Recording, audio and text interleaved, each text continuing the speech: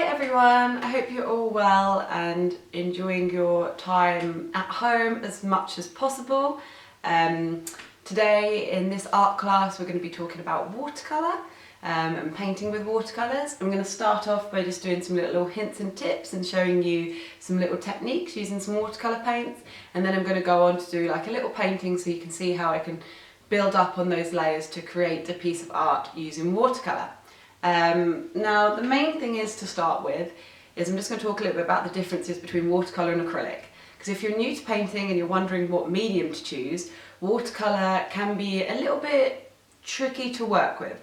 It's really fun and you get some amazing effects, but it can just be a little bit unforgiving. So the thing with watercolour compared to acrylics is acrylics are opaque.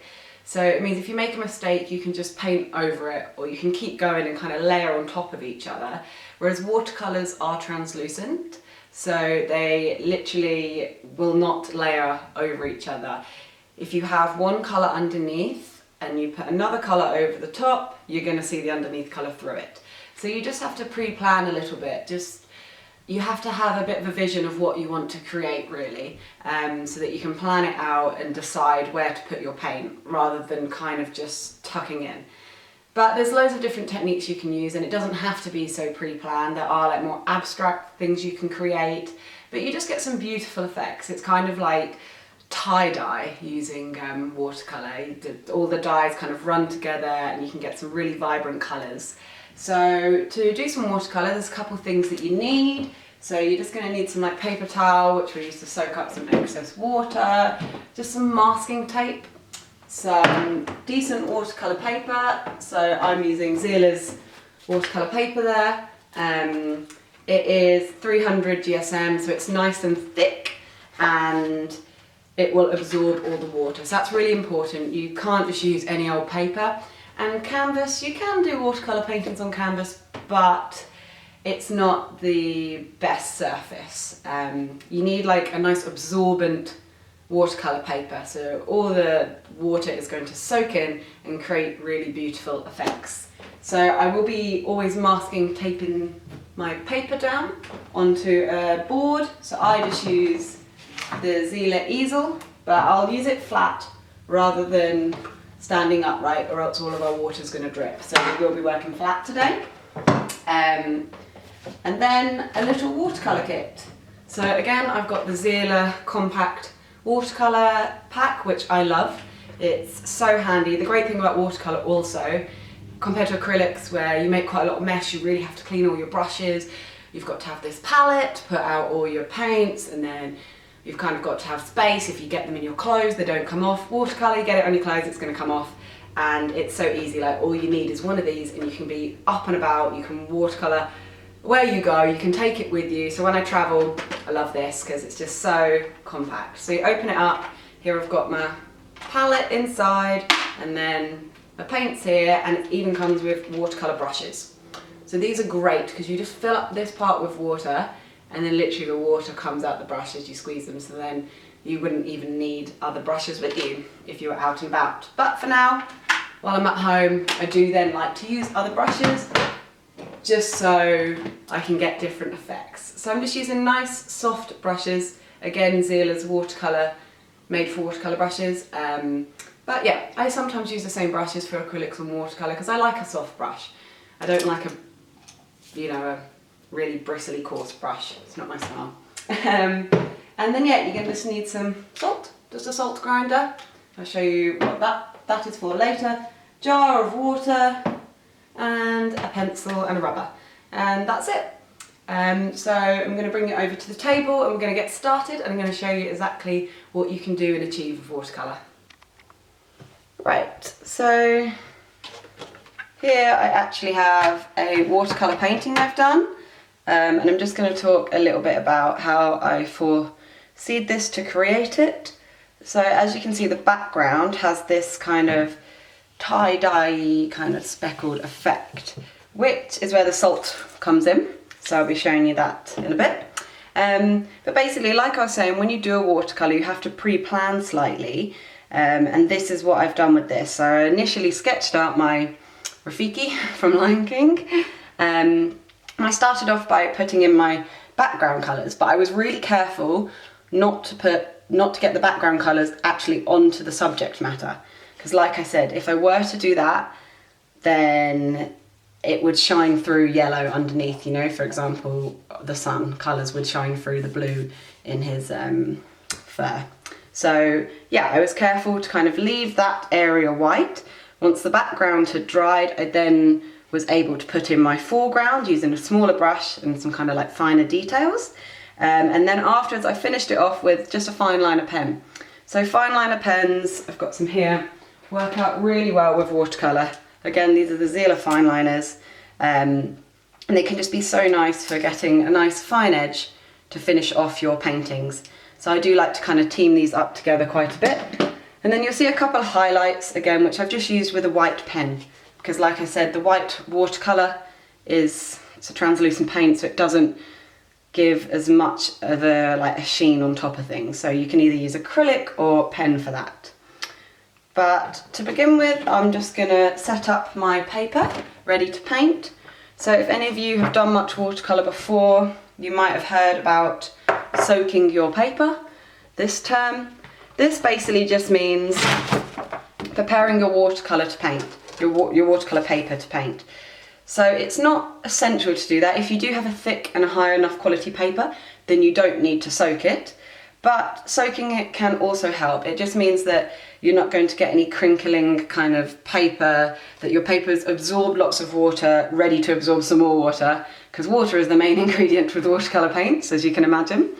So if I were to soak this, which I haven't done because I'm just being lazy, I guess, you would need to completely submerge it in water first for about 10 minutes. And once the paper's wet, you take it out, you place it onto your board, and then you tape it down.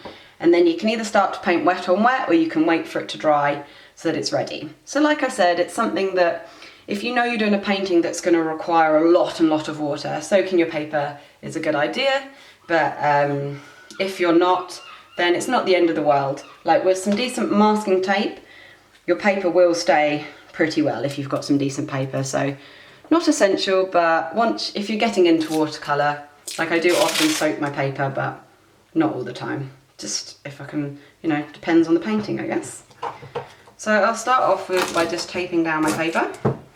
So taping down your paper is essential.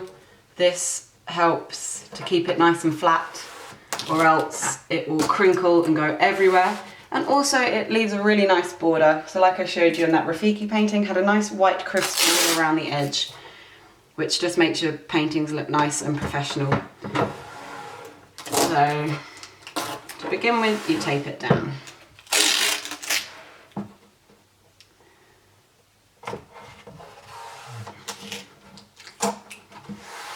Now, depending what effects you want to achieve, there are a few ways to paint with watercolour. So you can paint wet on wet, which I'm going to start with, which means you basically start by getting a clean brush, dipping it in your water, and just wetting the page. So I'm going to do half of this wet on wet, and then I'll leave a part of it dry so I can show you the two differences. So all I've done here is just spread out some water onto my page, and then I'm going to add my paint. So pick a nice soft brush, wet it, dip it into my palette. So I think I'll use, I really like this purple, it's a really nice colour. So you're just picking up the pigment with your wet brush, and then we're just going to add it onto our already wet paper.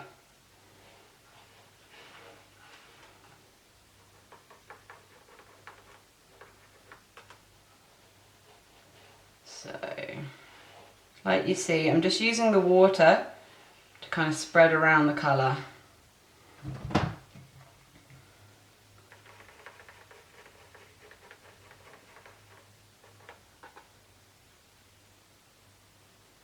So as I add on the colour, you see it kind of just bleeds into the water that's already on my page. and you can then let gravity help you out as well. If you want to kind of spread the water around, you can always move your page, and you can see how the water is just bleeding into the wet of my page. Hello everyone who's joining us. So because I only wet the page up till this line, you'll see the paint doesn't spread onto my dry section. It's kind of just staying on my wet section, which is really nice. So you can get some really cool effects doing this. You can let gravity do its thing. I'm going to add a bit more colour to this. So I'm going to take this into a nice red and then some oranges.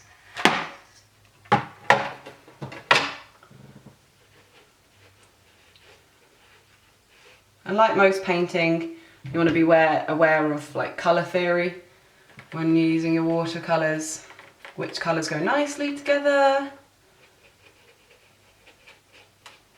So this is just a little example. A nice vibrant orange here.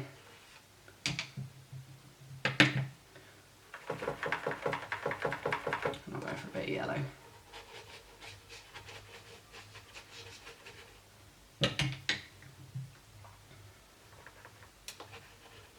So the more kind of pigment you add on, the more vibrant your colours will be.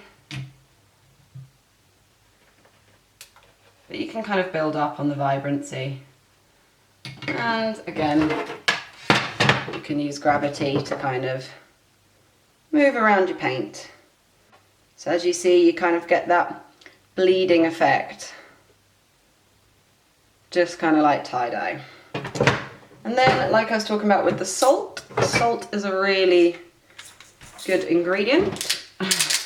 And you can just crinkle that off when it's wet, leave it on to dry. All the water will be absorbed by each salt granule. You can also just use the fatter, like you can take the lid off and use the chunkier bits of salt. It all just gets different effects, you just got to play around with it.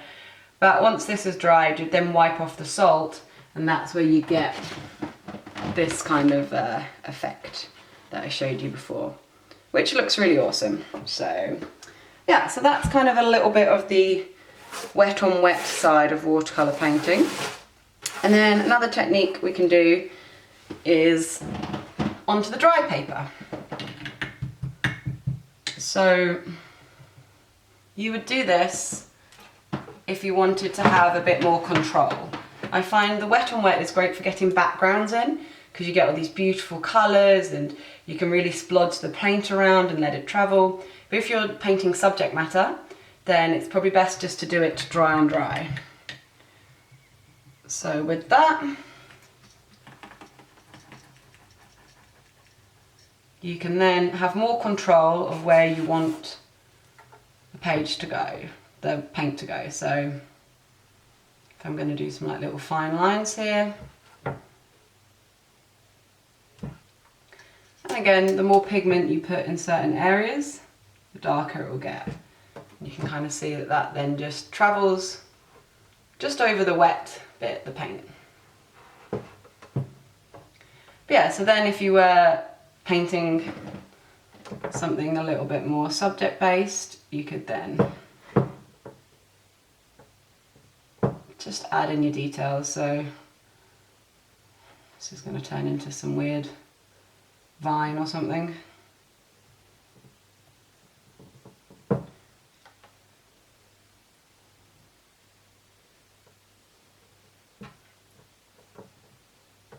But let's say if I were to do this and then I wanted to add colour in the background, I would have a bit of a problem. Just because you wouldn't want to then ruin what you've painted. So this is kind of what I was saying with watercolour, that you just have to kind of think like what you want to paint before you kind of paint, so that you know whether you want to put your background in first and leave white space for your foreground, or if you just want to do some like subject matter onto the page, then I guess you don't need to put your background in if you want to keep the page white. That can look really nice and delicate. But it's just a bit about, it's about just kind of enjoying the water spread around the pigment of the paint on the page. So there, some nice little leaves. So another handy thing to have is drawing gum. So it comes in little pots like this, or you can also get it in a pen, like a drawing gum pen. And this basically masks out areas. So like I was saying, with watercolour, you can't cover up your mistakes, and you can't use white watercolour paint to paint over something. So if you were going to do a painting, let's say, of a flower, and I wanted a lovely nice green background and a nice bright coloured flower on my page, you would start off by masking out your area. So you would do that by drawing first. So I would go, I'm just going to draw a flower. And then I'm going to use the drawing gum to keep this section white. So then you get your little drawing gum pot and you paint it over where you want to keep white. So you can be quite precise with this. You don't need to use a lot, just a small bit. It spreads quite far and it's quite sticky. They call it drawing gum for a reason. It is kind of like gum. But we rub it off afterwards, so it's not going to stay this blue colour. But it does help when you're applying it, so then you can see where you're putting your gum.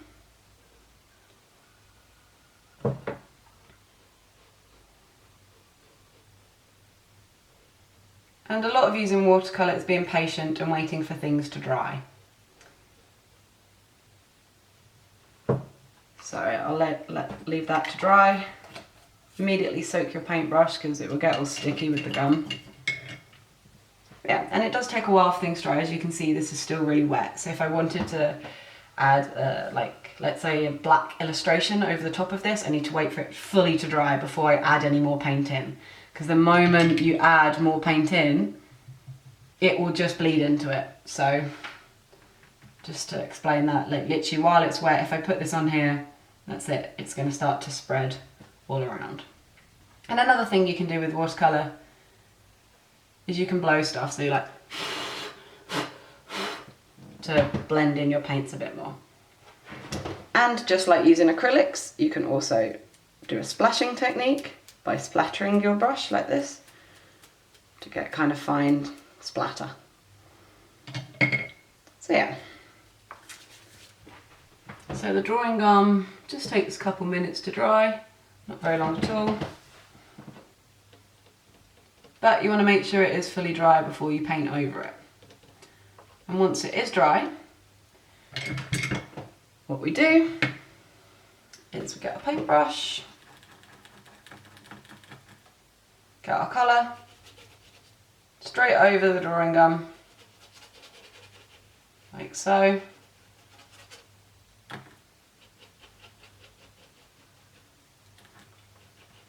And then we're going to wait for that to dry. And once it's dry, I'm going to rub off the drawing gum and you'll see it will be the white page underneath. So that can be really handy because, like I say, with watercolour, it runs with the water. So when you've got a lot of water on your page, you'll find accidentally water might run in the wrong place. So if there is something you do want to make sure you keep white, then drawing gum is perfect for that. But also, you know, the painting of Rafiki, I didn't actually use drawing gum, but that's because I've got quite a good control with watercolour and I know I'm not going to kind of get it on there. So you can risk it, but it is very handy. So a thing you'll find often when you're painting with watercolour is sometimes you put too much water on your page. So if you've done that, and let's say you've got a big puddle of water here and you're adding your colours, you can see how they just bleed into the water there.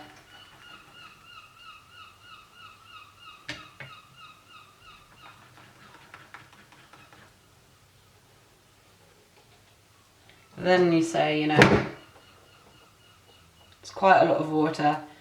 And if it's too much and you've like made a bit of a mistake and you want to remove a bit of it, while it's wet, you do have a chance to get your kitchen paper, soak up the water, and you can pretty much almost rub it off. But that's as close as you'll get to rubbing out watercolour paint. But you can see if you are quick, it does soak straight up. And then you could kind of start again. So again, that's really handy when you've got finer details. If there's a little part where you've spilled out a bit too much water, you just screw up your kitchen paper and you just remove certain areas. And in doing so, you can see slightly, you get like a bit of a kind of an effect, which can be quite cool. So there's other things we can use other than salt to create effects on watercolour. You can use plastic bags all kind of screwed up, and you can show you that one. So if we put some more, I'll put this blue paint back here.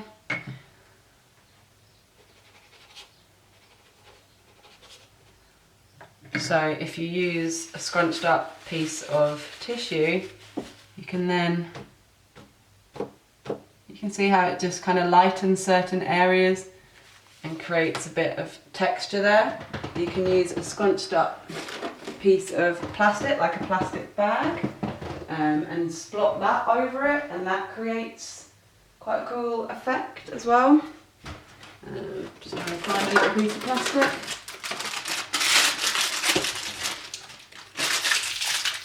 So again,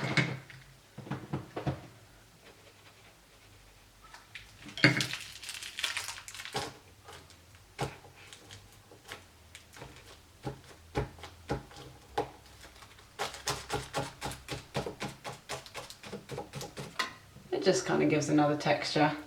You can also kind of use that to print things on.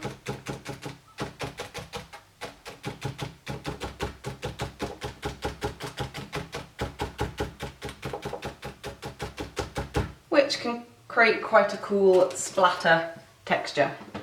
A brush that's really good to use with watercolour would be a fan brush. This you can kind of get some really nice effects, and especially when you're putting in lots of colour and background, you'll find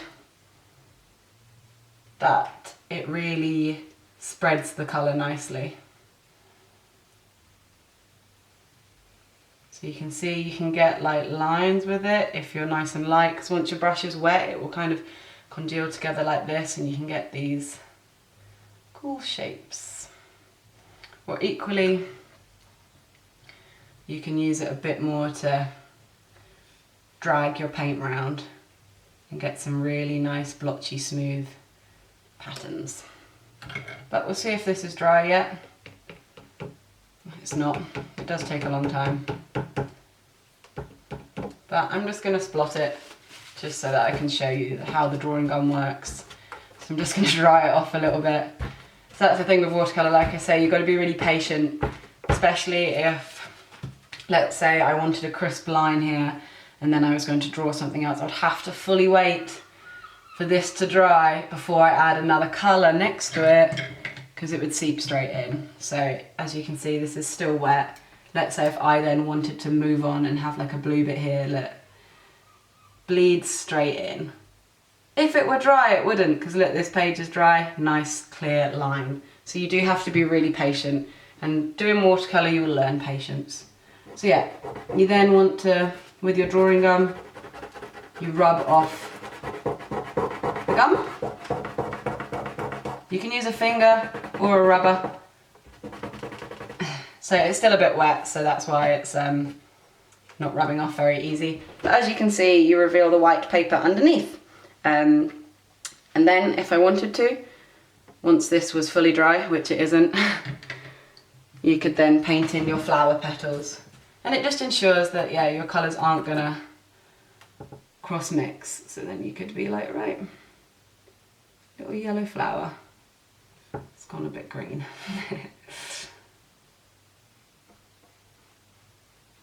So yeah, there's some kind of like start out techniques for using watercolour.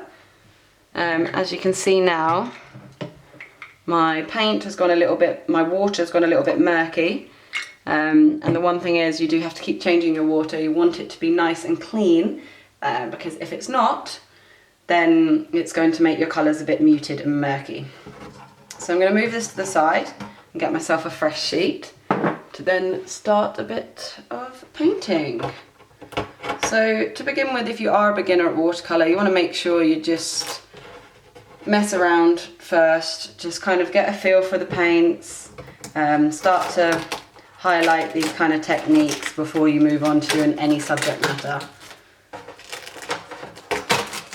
So yeah, that's my test sheet.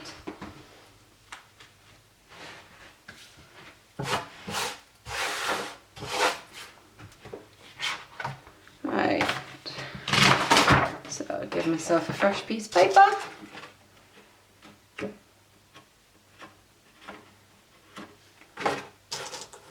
And again, I'm going to take that down.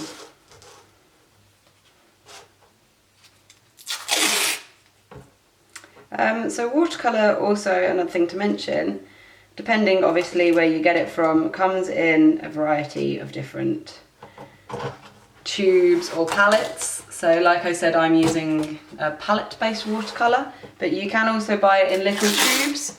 It's the same paint, it's no different. When you get it in tubes, you just squirt it out and then you mix it in with water yourself. So you want to get like a nice little dish, like a little palette to do that. And I wouldn't say there's much benefit from using tubes over little blocks. It's just a different way. I prefer it to be in little blocks like this because it's just way more easy and it's all kind of like laid out there for you.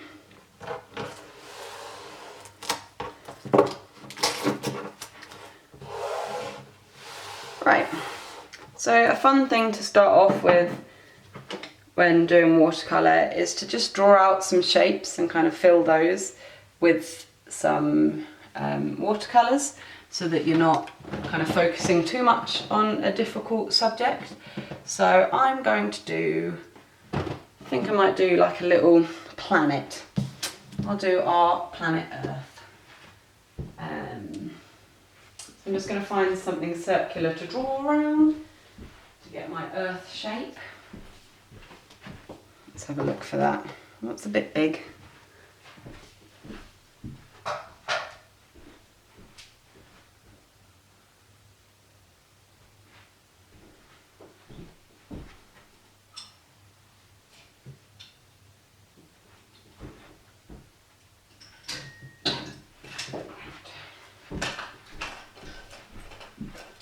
So I'm going to do this. This is my little jar here, but I just want to get a circle. So that's all I'm doing here. I'm going to draw around.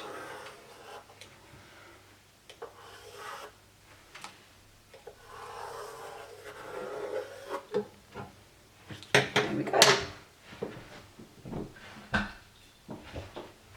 And what you don't want to do is do too much of a thick line. Nice, thin and fine. So I've probably even done that a little too dark. Shouldn't have pressed so hard on my pencil. So I'm just going to rub it out a little bit. I just want it faint enough so I can see it. But you don't want it to, like I say, because obviously the transparency of the paints means that you will see pencil lines through it at the end, and you don't want to complete a nice painting and then have a awkward pencil line. So I'm just going to draw out a little globe, I think. Yeah, and then I'm going to fill it in.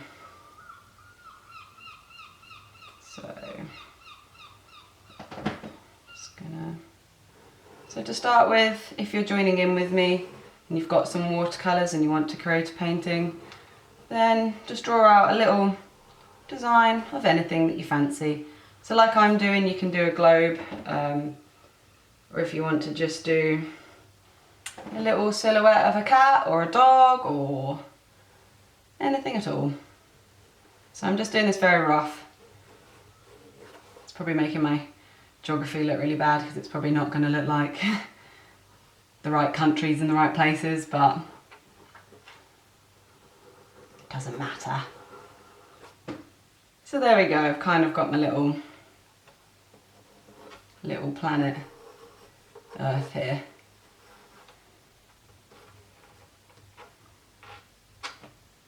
I think that will do. So I've just gone like something really simple, nothing too complex. And again, before you start, you just want to make sure that your pencil marks aren't too heavy. So I'm just going to give it a slight rubbing out.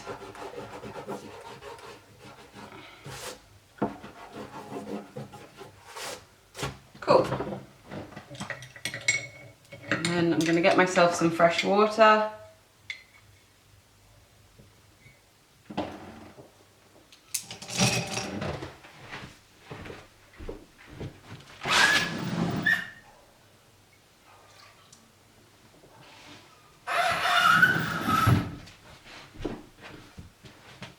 Okay. There we go. So nice clean water, clean piece of paper. Ready for my little planet. So, because I'm gonna fill in I think I'll fill in the planets, and then I'm gonna do a funky kind of background, I think. So, I'm not doing this realistic, so I'm going to choose nice vibrant colours. So to start with, I'm going to wet the areas that I want to paint. So I like the wet on wet technique. So I'm wetting section.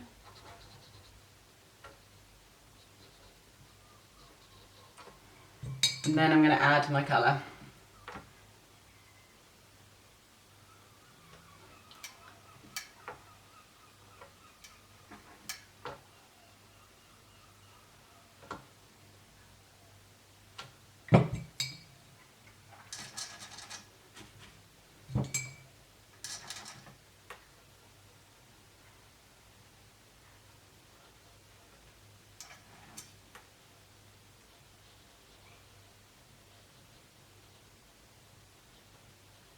So it's all kind of about dragging the water around the page.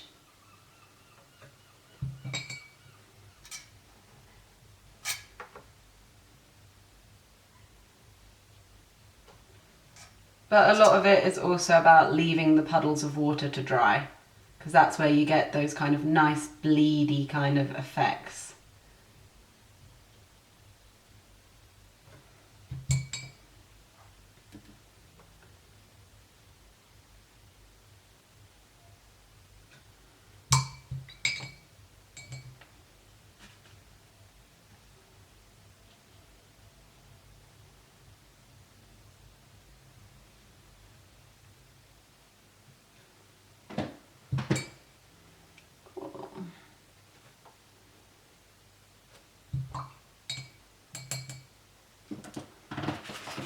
I didn't clean my brush very well there. So if you're changing colour, you do want to make sure you don't have any residue of the colour before, if it's not a complementary colour, or else you'll get a murky effect.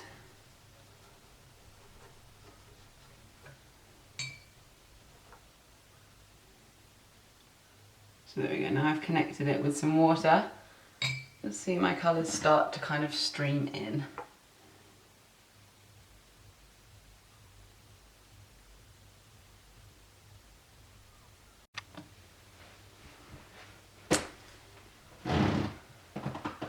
Right, and then before I add the water in and other kind of sections, I need to then wait for that to dry.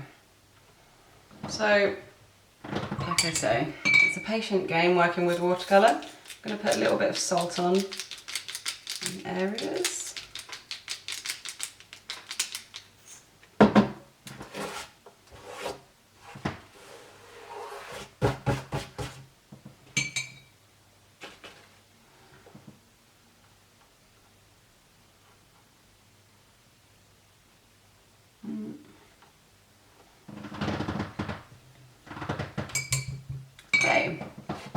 So ideally now, before I add anything that's going to touch any of these bits, I need to wait for it to dry. So I'm going to kind of start on the background bit here, which I think I'm going to do in some kind of splashy kind of colours. But again, I want to be careful just because I should really leave it to dry. Because as you can see, it's really wet, and the moment I put some paint here, it's going to spill into it. And I think once you get really kind of good and competent at watercolour, you'll find, you know, you might want to leave something to dry while you then like work on another piece to come back to it. Because yeah, like I say, if you are impatient and kind of dive in, you do kind of end up making a mess, which isn't ideal. So to be honest with that, I probably will put it aside and maybe I'll start something else and see if that dries while we do that. You can use a hairdryer and stuff if you want things to dry quicker, but really it's about having patience. This is going to be my little globe piece, which I will leave to dry and finish off later.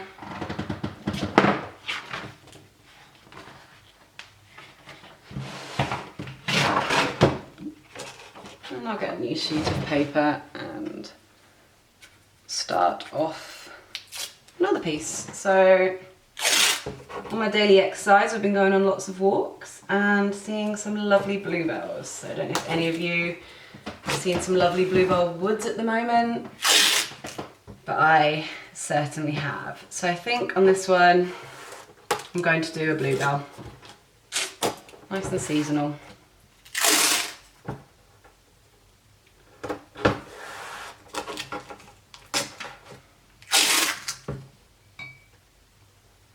So, as I explained earlier, you kind of want to think about your foreground and your background and leaving enough white space to add in your foreground once you've done your background. So I'm going to start off by drawing my bluebells. And then adding in my background colours. So let's do nice, let's have a look. I've got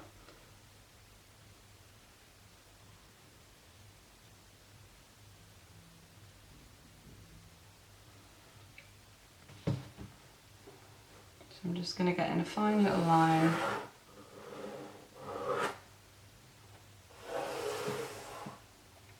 So this will be my foreground, which is my bells.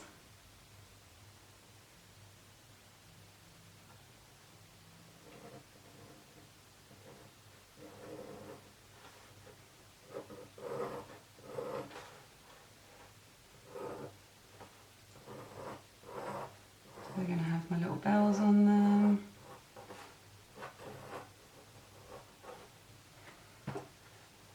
So I'm going to keep it quite simple. I'm not going to get anything too detailed.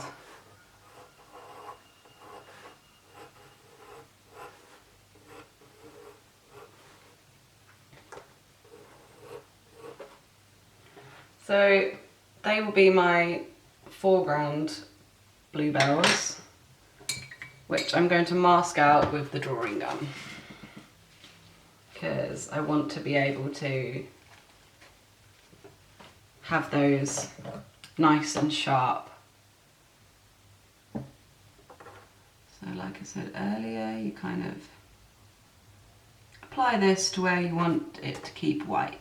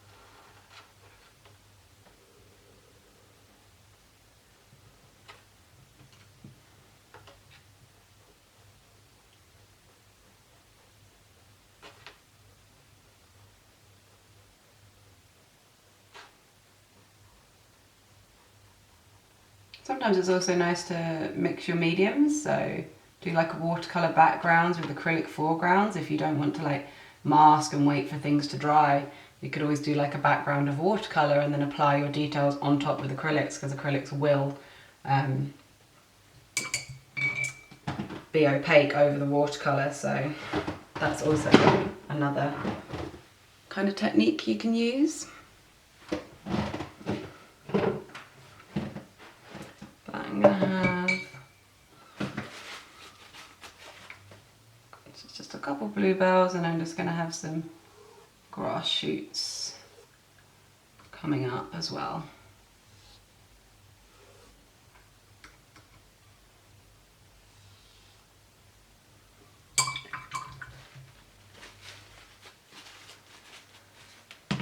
And then I've got to wait for that to dry.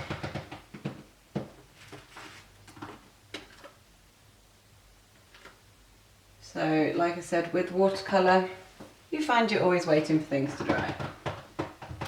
Even if I come back to my test sheet I did earlier, this still isn't dry. So, yeah, it does take quite a long time, so having patience is definitely the one.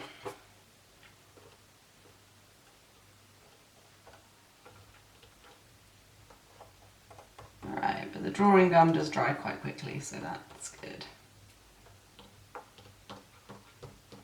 Okay, so I'd start by applying my background. So I'm going to use the wet on wet technique, because that's the best way to get a nice blurry background. So just give it a few more seconds just to make sure the drawing gum is definitely dry. So I don't want to start spreading that around my page.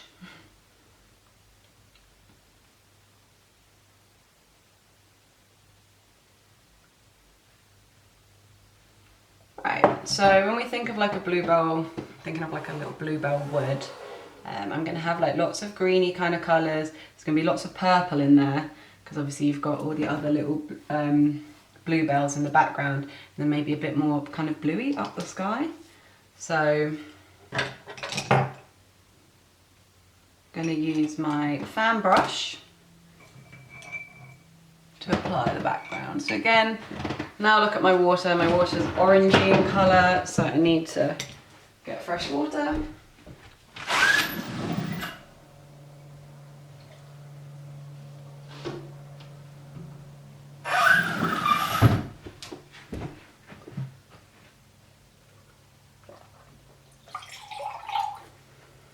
So there we go, clean water.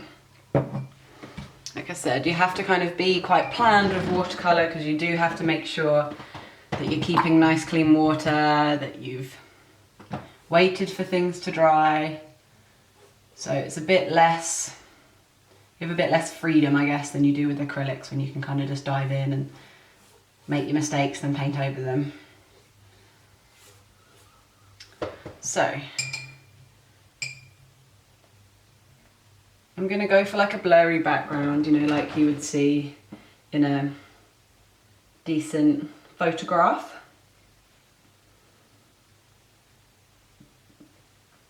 And that's what's perfect to create with watercolours. You can get that really kind of blurred look to it. So apply my colour.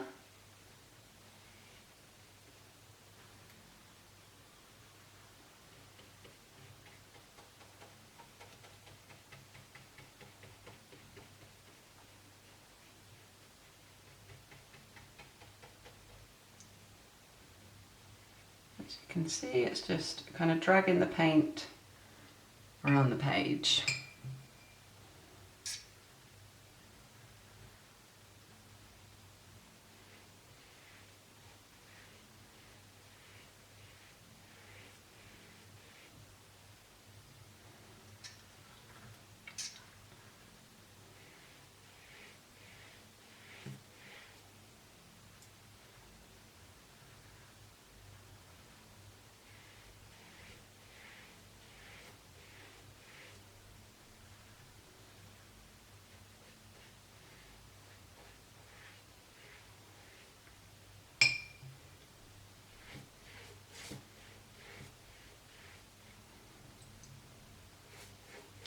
kind of my sky blue.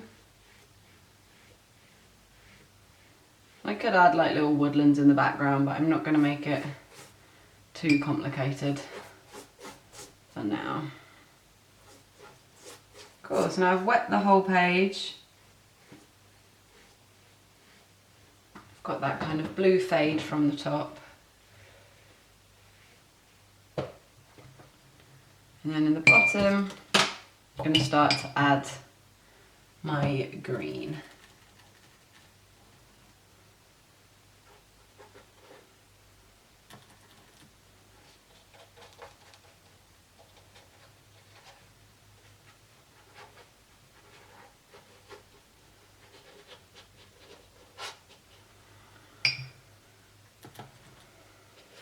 So start to add in those kind of green shooting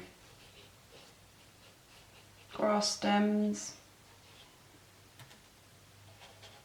And it's good to think about kind of like tonal range through this. So I'm going to use some different shades of green, some nice darker greens in certain areas just to give it depth overall.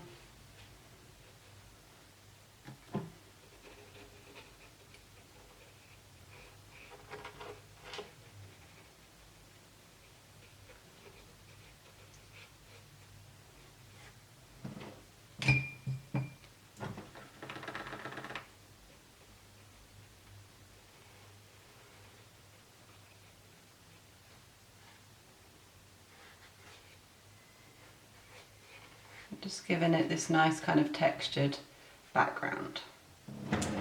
So obviously because it's bluebells, I'm wanting to add like a lot of purple colour into it, which I'll be adding kind of next around here.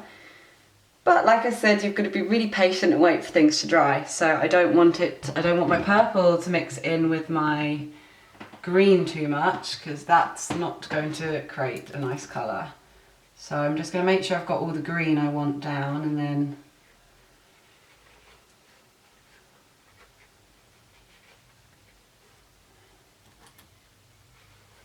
before I change colour. So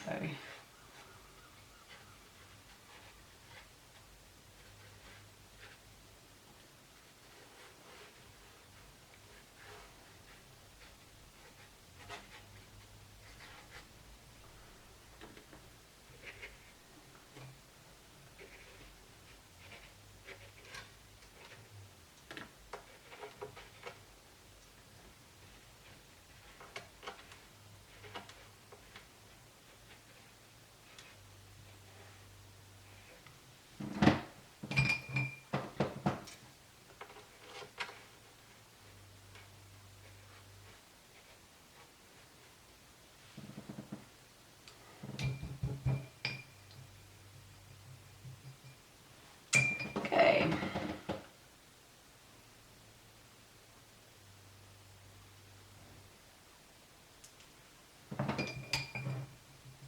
So when I come to add in my purpley bits, I want the green to be dry so it's at least not going to bleed around too much. So again, I'm going to set this one aside to dry, and I will finish it off later once it's dry on either on a live video, or I'll also post the final results on social media so you can see. But I hope this kind of explains a bit of the process of watercolour and you got some good kind of techniques from it. But yeah, the number one kind of tip is being patient and like waiting for your things to dry. So that's why it's nice with watercolour to have a couple of paintings ongoing at one time, because then while you let one to dry, you can kind of finish little bits of another one.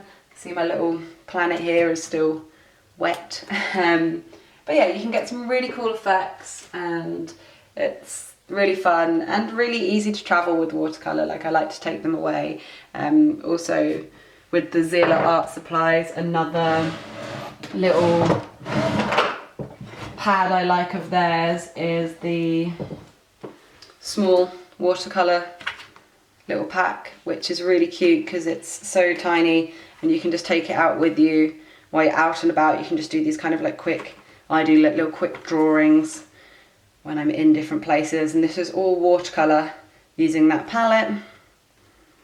So yeah, just some kind of patterns and little bits and bobs. So yeah, they are really fun to carry around with you. It's, you know, doesn't take much. So yeah, hope you guys enjoyed. Next week I'm going to be running a drawing art class. So drawing is the easiest one for everyone because you don't really need as many materials for that. But we'll be doing some different kind of techniques and some kind of calming drawings, and also just doing a little basics into kind of perspective. There's quite a lot to drawing, so I'm going to be just like picking a nice theme and we'll be sticking with that. But yeah, it's going to be super fun and relaxed and easygoing.